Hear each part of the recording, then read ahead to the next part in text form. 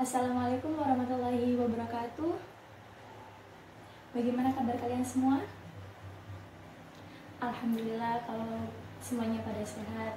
Sebelum kita mulai materi pada siang hari ini, alangkah baiknya kita berdoa terlebih dahulu. Ketua kelasnya bisa dipimpin doa?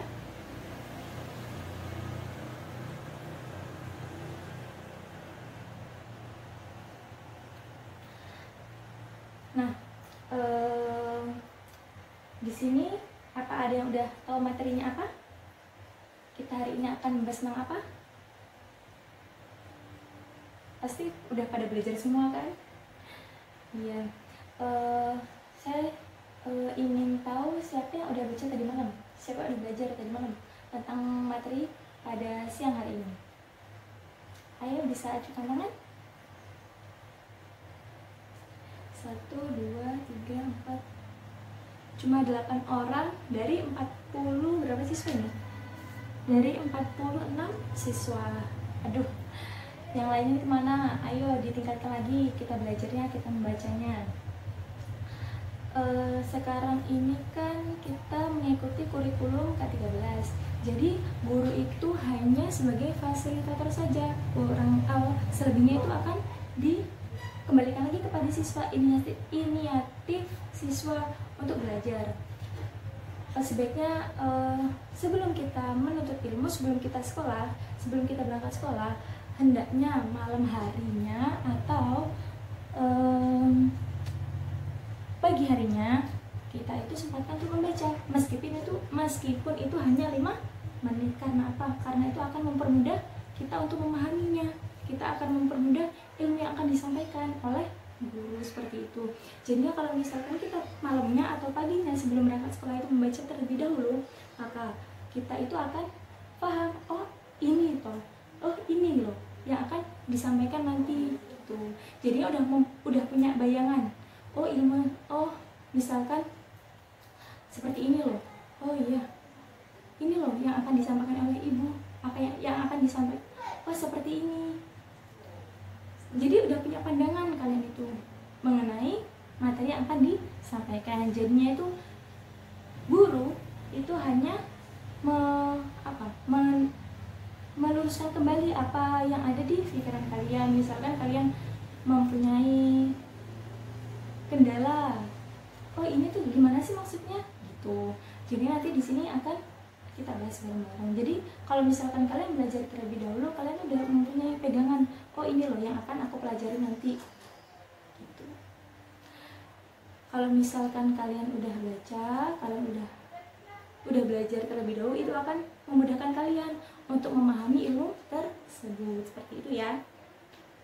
Oh iya, apakah ada yang tidak masuk hari ini? Oh, sakit ya? Semoga kita doakan lekas sembuh dan bisa kembali belajar bersama kita lagi. Sekarang materi tentang apa? Ya betul, tentang virus. Nah, virus itu apa sih? Kan kalian kan sekarang apalagi udah terkenal tuh virus COVID-19, virus COVID-19. Nah, kita di sini akan belajar mengenai virus. Nanti kita sisipi juga, kita akan belajar mengenai bagaimana sih reproduksinya. Nah, sebelum kita melanjutkan materi selanjutnya, saya akan menyampaikan tujuan pembelajaran pada siang hari ini. Nah, tujuan pembelajarannya ini yaitu yang pertama, siswa mampu menyebutkan apa saja sih ciri-ciri virus tersebut. Apa saja sih ciri-ciri virus itu? Kemudian siswa mampu menyebutkan strukturnya. Struktur apa aja sih? Struktur apa yang virus? Struktur apa virus itu? Virus itu punya struktur apa sih? Struktur virus itu. Nah, yang ketiga yaitu memahami atau siswa itu dapat menjelaskan mengenai reproduksi atau replikasi tahapan virus. Jadi bagaimana sih reproduksinya virus itu? Seperti itu. Kok bisa sih virus yang maunya dari Cina, yang asalnya dari Wuhan, itu bisa sampai ke negara kita, ke negara Indonesia, seperti itu. Nanti Kemudian yang kelima yaitu siswa dapat membedakan antara tahapan atau jalur litik dan lisogenik. Nanti kita akan bahas bareng-bareng. Nah, virus itu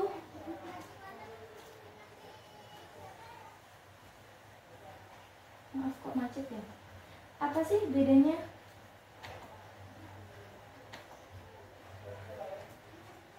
Apa sih perbedaan virus sama mikroba? Ada yang tahu? Ayo, yang tahu angkat tangan. Nanti saya akan memberikan nilai keaktifan. Apa? Virus sama mikroba. Virus sama bakteri, bedanya apa? Kalau virus itu ukurannya seperti apa? Kalau mikroba itu ukurannya seperti apa? Nah, nanti kita akan bahas. Ayo, siapa yang bisa? Oh, iya. Ya, kurang lebih seperti itu. Jadi, virus itu ukurannya lebih kecil daripada mikroba. Nah, di sini kita akan belajar mengenai pengertian virus, apa saja sih apa sih pengertian virus itu, kemudian ciri-ciri virus itu seperti apa, kemudian bagaimana sih tahapan-tahapan virus itu sehingga kok bisa sih virus itu cepat banget menyebarnya seperti itu. Nah, di sini yang pertama yaitu ciri-ciri virus ya. Nah, ciri-ciri virus yang pertama itu ukuran.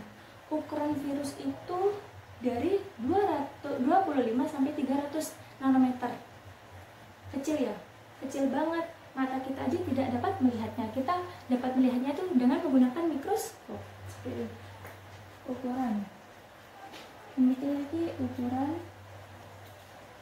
25 sampai 300 nanometer. Kemudian sifatnya. Sifat virus itu dapat bersifat hidup maupun dapat bersifat mati. Kenapa sih kok dinamakan dapat bersifat hidup?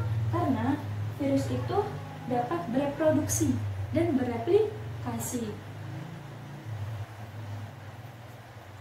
Sifatnya hidup.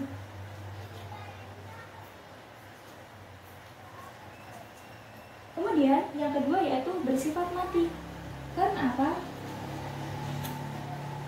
Karena virus itu dapat dikristalkan, dicairkan, dan juga tidak mengalami metabolisme. Jadinya itu virus dikatakan mempunyai sifat mati.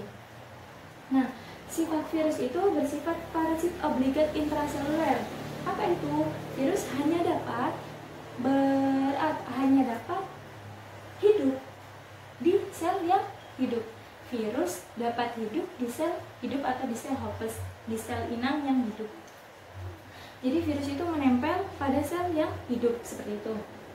Kemudian ada strukturnya. Struktur virus itu ada 5. Yang ketiga yaitu struktur. Yang pertama yaitu strukturnya. Virus itu terdiri dari asam nukleat. Maaf ya, papan tulisnya nggak bisa dihapus nih permanen.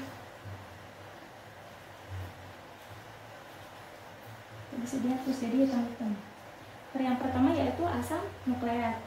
Kalau virus itu hanya mempunyai salah satu, DNA atau RNA. Jadi kalau misalkan virus itu udah mempunyai DNA, dia tidak akan mempunyai RNA. Jadi salah satu saja yang virus punya. Kemudian asam nukleat, kemudian kapsid. Apa itu kapsid? Nah, di LKS sudah ada. Coba di buku paket dan di LKS juga sudah ada. Coba kalian buka. Halaman di buku apa belum? Sudah. Halaman 17. Iya benar, halaman 17. Kapsid itu adalah selubung protein yang ada di sekitar asam nukleat dan tersusun atas kapsomer. Seperti itu. Kemudian yang ketiga itu sampul. Apa itu sampul? Sampul itu merupakan lapisan tambahan nukleokapsid Kalau kapsid itu kan satu, kalau nuklear kapsid itu berarti banyak kapsid. Lapisan tambahan nuklear kapsid yang melindungi dan membantu virus untuk memasuki sel Hoppus. Sel Hoppus itu adalah sel yang hidup, sel inang hidup. Kemudian selubung ekor.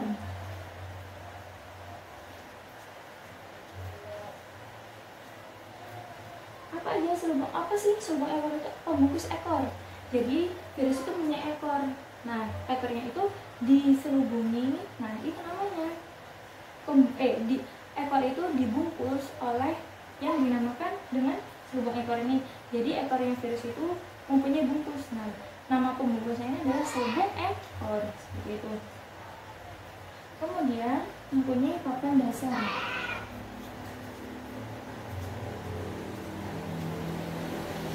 Apa papan dasar itu? Papan dasar itu yaitu tempat jarum penusuk berupa perpanjangan serabut ekor yang digunakan saat absorpsi. Jadi waktu melakukan penempelan pada sel inang atau sel yang hidup, itu serabut ekornya ini digunakan tempat jarum penusuknya itu melakukan pemanjangan sehingga serabut ekor itu dapat digunakan saat absorpsi. Kemudian yang selanjutnya itu bentuk. Bagaimana sih bentuk virus? Apa aja sih macam-macam bentuk virus itu? Nah, di sini virus itu mempunyai, di sini ada 4 bentuk virus. Saya tulis gimana ya? Di sini aja dulu ya. 4 bentuk. Yang pertama yaitu oval bentuk ya. Bentuknya itu oval. Oval itu berarti bulat. Gini dah, oval. Kemudian berbentuk seperti silindris.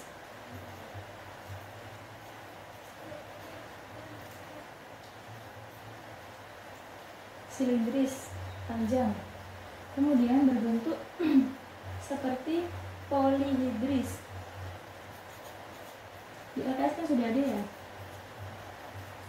Dan berbentuk kompleks. Nah, berbentuk kompleks itu virus mempunyai kepala, mempunyai ekor, mempunyai leher. Lebih jelasnya ada di LKS itu, sudah ada kan ya, di buku paket juga udah ada. Nah, langsung saja kita ke reproduksi virus. Nah, bagaimana sih reproduksi virus? Nah, di sini virus itu bereproduksi di sini itu virus melakukan reproduksi, yaitu dengan menggunakan jalur litik dan jalur lisogenik. Ada 2 jalur litik dan jalur lisogenik. Yang pertama yaitu di jalur litik dulu ya. Yang pertama yaitu tahap absorpsi atau penempelan. Nih, tahap pertama yaitu tahap absorpsi atau penempelan, di mana virus itu menempel pada sel inang, melakukan penempelan atau perlekatan pada sel inang. Kemudian yang kedua, selanjutnya virus akan mengeluarkan materi genetiknya pada sel inang. Jadi ketika menempel, kemudian virus itu akan mengeluarkan materi genetiknya, pada sel inang. Kemudian itu yang dinamakan ini absorpsi, saya tulis saja ya, absorpsi. Kemudian yang kedua itu dinamakan penetrasi atau injeksi, pengeluaran.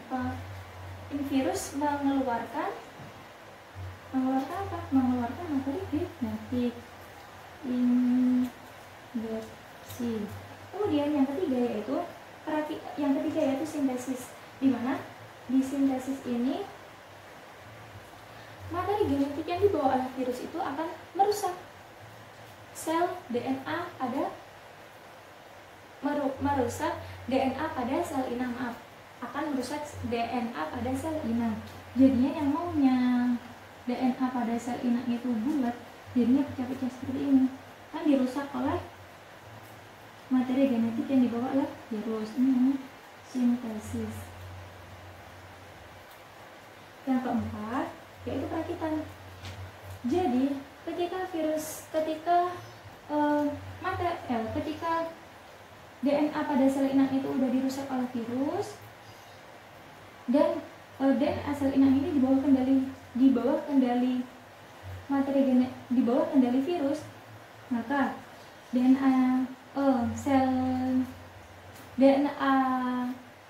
pada sel inang itu akan melakukan perakitan atau penyusunan pada tubuh virus. Jadinya yang tadinya udah pecah-pecah, DNA pada sel inang itu udah pecah-pecah, kemudian ada perakitan, pada tahap perakitan itu DNA yang pecah-pecah itu akan menjadi individu yang baru, jadi satu pecahan itu akan menghasilkan satu individu virus yang baru. Itu ini sendiri-sendiri kan, yang lainnya tadi pecah-pecah, kemudian akan menghasilkan individu baru. Nah, yang kelima yaitu lisis. Apa itu lisis? Lisis itu pecah atau pelepasan.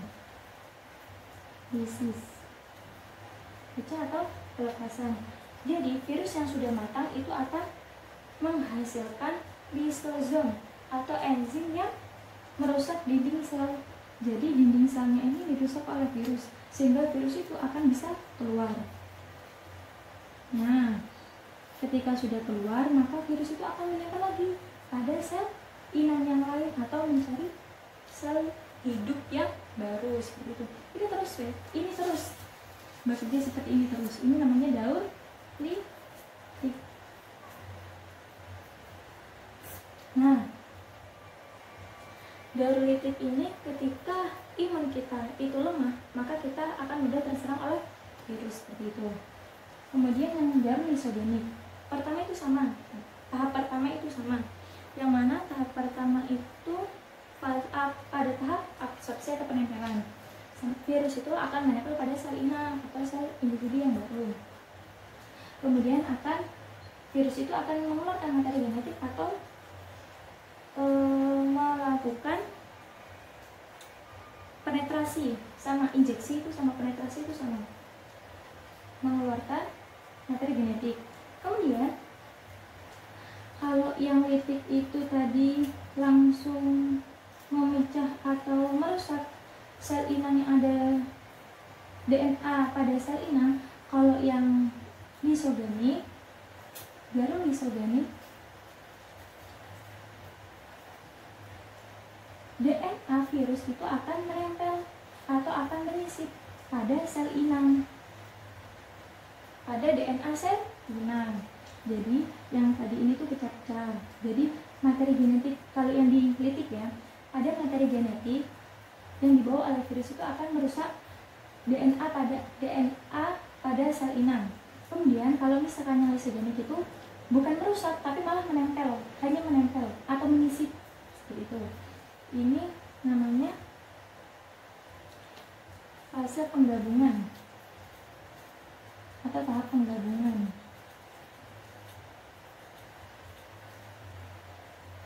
Kemudian ketika sel itu membelah, maka materi genetik atau DNA-nya itu juga ikut membelah. Ini namanya pembelahan.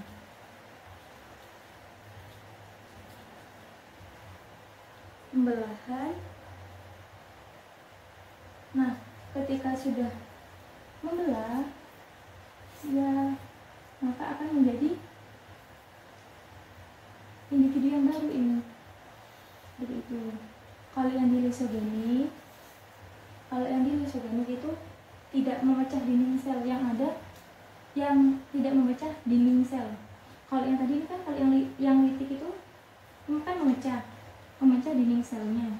Kalau yang lisogenik itu tidak memecah dinding sel atau tidak merusak dinding selnya, seperti itu. Apakah ada yang ditanyakan?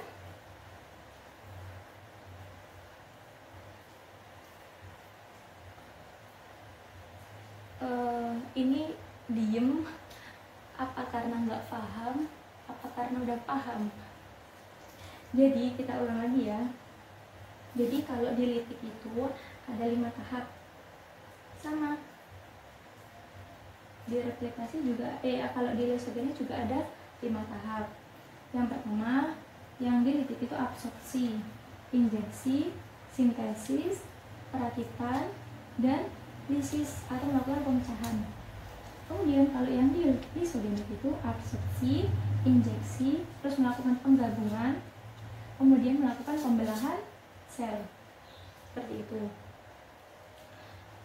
Nah, apa sih bedanya litik sama lysogeny? Dari tahapannya aja sudah berbeda. Kalau litik itu ketika imun tubuh kita lemah, itu kita akan mudah terserang virus seperti ini. Kalau misalkan imun tubuh kita itu kuat, ketika misalkan kita terserang oleh virus, maka virus itu akan bertahan di dalam tubuh kita. Gitu. Tidak. Iya. Jadi ini tuh menyerang pada itu imun tubuh kita yang lemah.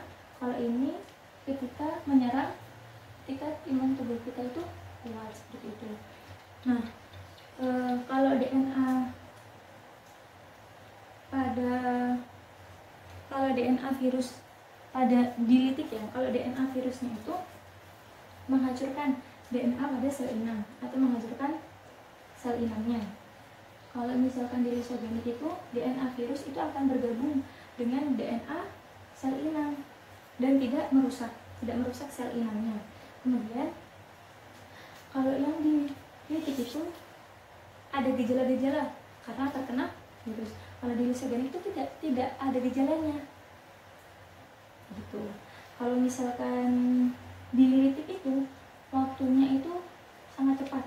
Kalau di lysogeny itu waktu beraplikasinya, waktu beraplikasinya itu sangat cepat atau lebih singkat, waktunya itu lebih singkat. Kalau lysogeny itu tidak singkat, seperti itu.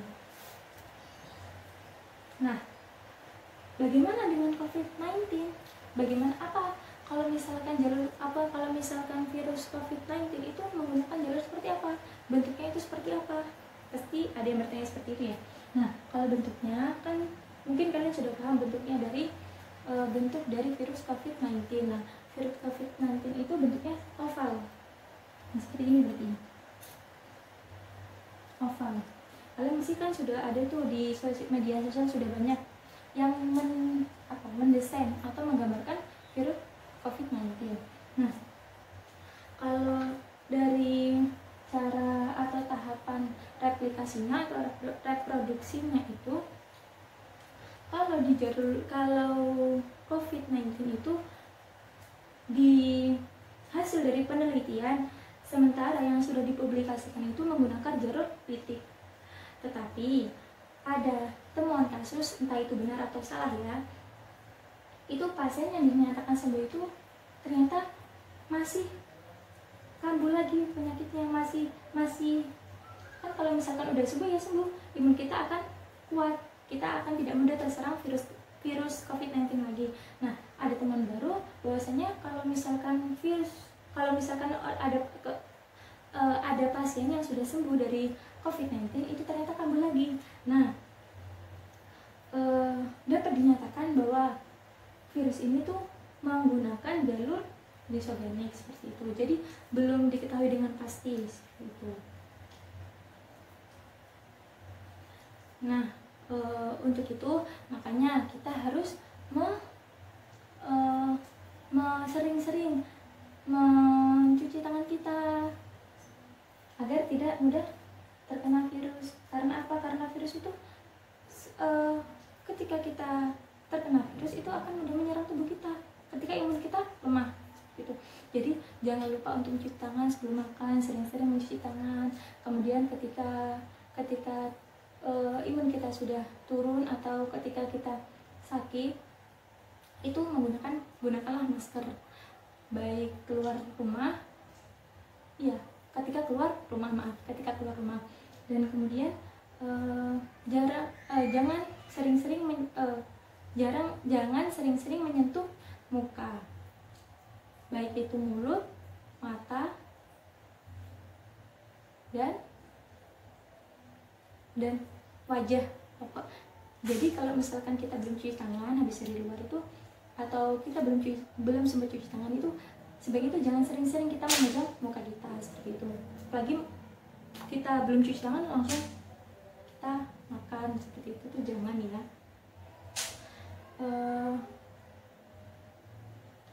Nah, udah habis materi yang pada siang hari ini. Apakah ada yang ditanyakan? Kalau nggak ada yang ditanyakan, saya punya amplop nih buat oleh-oleh di rumah. Amplopnya buat oleh-oleh di rumah. Oh, kalau nggak gitu dah, gini, ini kan waktunya masih ada ya. Nah, waktunya masih ada, saya ini punya amplop. Nah, amplop ini saya akan bagikan jadi satu bangku tuh satu amplop. Jadi Bu Guru kasih ya. Ini amplopnya. Nah, di amplop itu ada soal. Nah, sebelum kalian pulang harus selesai mengerjakan ini untuk bahan evaluasi. Apa kalian itu benar paham atau belum paham, seperti itu.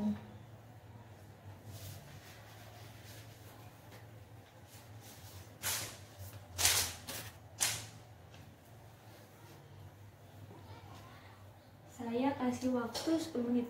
Habis ini sudah bel, jam pulang ya. Ini udah menunjukkan waktu mau pulang. Apa ada yang ditanyakan? Itu bisa berdiskusi, jarang ya. Itu bisa berdiskusi dengan teman sebangkunya.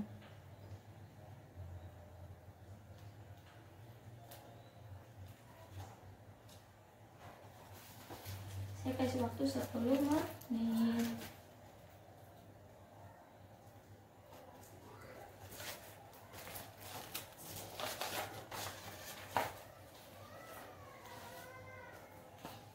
Nah, udah lewat 5 menit.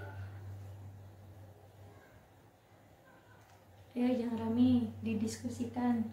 Kalau tadi yang dengarkan pasti sudah tahu jawabannya.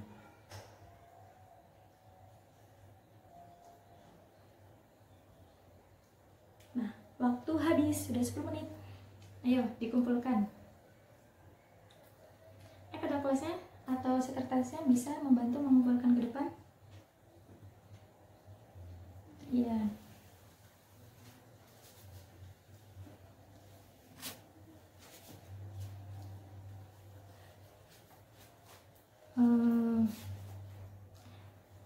Berhubung waktu bel sudah berbunyi, saatnya kita pulang. Ayo bersih dulu. Kita beres-beres, persiapan untuk pulang. Tadi pelajaran yang mulai dari pagi apa?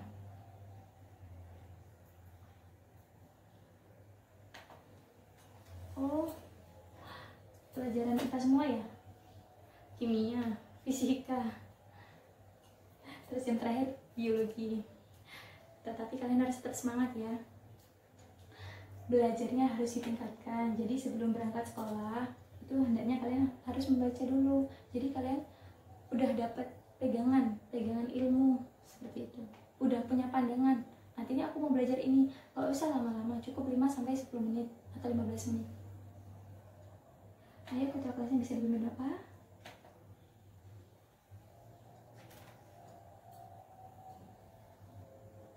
Ya, berdoa.